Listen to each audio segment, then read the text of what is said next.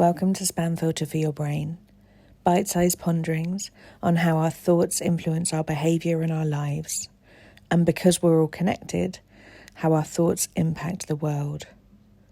I'm here to help people reconnect with their bodies and declutter their brains.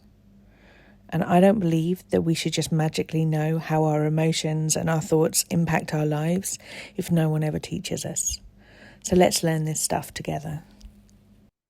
There's something that I notice a lot of the people that I work with think to themselves fairly often, and that is, I don't want to be a burden. This is something that often comes up in social situations when you've got something going on for you, and you also know that lots of other people and people that you care about are also going through stuff.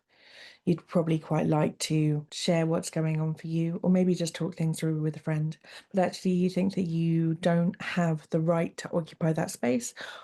And this thought may arrive more neatly packaged as their problems are more important than mine, or I don't want to overshadow them, or I'm going to let them speak first and oh, look, we've run out of time. We don't have time for my needs now. And this week, I'd like to challenge that. I would like to offer that maybe you showing up exactly as you are, how you need, and when you are asking for support as well, actually encourages other people to do the same. What if you turning up and saying the things that you need help with and expressing your difficulties and talking it through with a friend isn't actually being a burden at all? What if this allows other people insight into themselves and space to be able to show up with their own vulnerability? What if this is you leading by example, that it's okay to lean on your friends and that actually this is something that you actively encourage? Because this idea of putting other people first quite often feels like it's quite altruistic, like you're doing something nice for other people. But often I think it's rooted in thinking that you are too much, that your space isn't as important as theirs, that your needs aren't as important as other people's.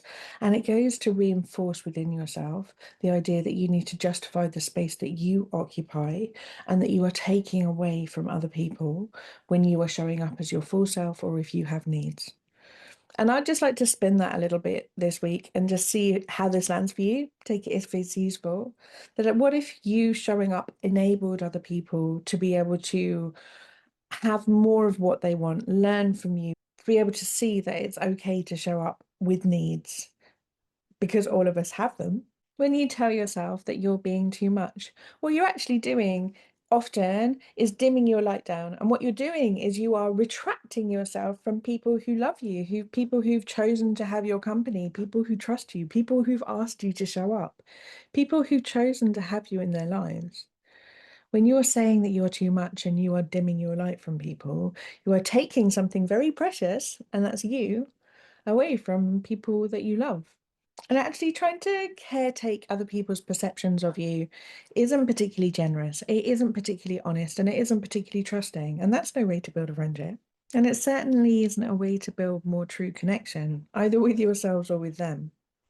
Showing up in a way that you want to, in a way that you want to be treated. And if you can't access that, in a way you would like other people to be treated, is cutting down to the core of what is important to you. And it is expanding and nourishing and building the kind of relationships that you want in your life because they're more aligned with your values. Always putting other people first creates a kind of imbalance that makes other people feel like their needs may also be too much. It can create a dynamic where it means that people don't feel trusted with the things that are important to you. It creates a separation and a distance from the people that you are trying to support and be open and available to, and yourself and your own needs for connection, availability, and trust. So this week, my invitation to you is what could be different for you if you showed up in some of your relationships. Maybe just trial it as one.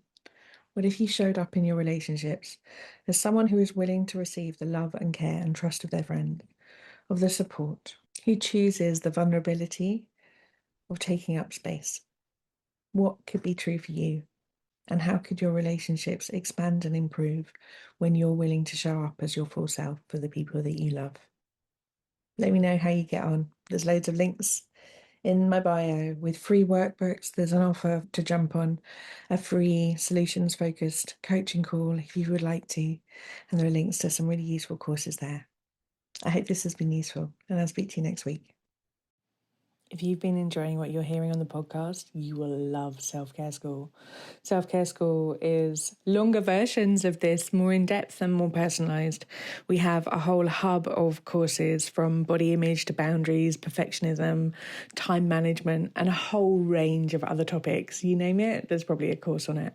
But most importantly, we also have a weekly group coaching call where you get to apply this stuff to your everyday life and get support to try and untangle your own story from some of the emotions that you might not be enjoying in your life. If you would like to learn how to apply this work to your specific situation and to be building a life of your dreams, I would love to see you inside. Do pop over to selfcareschool.co.uk.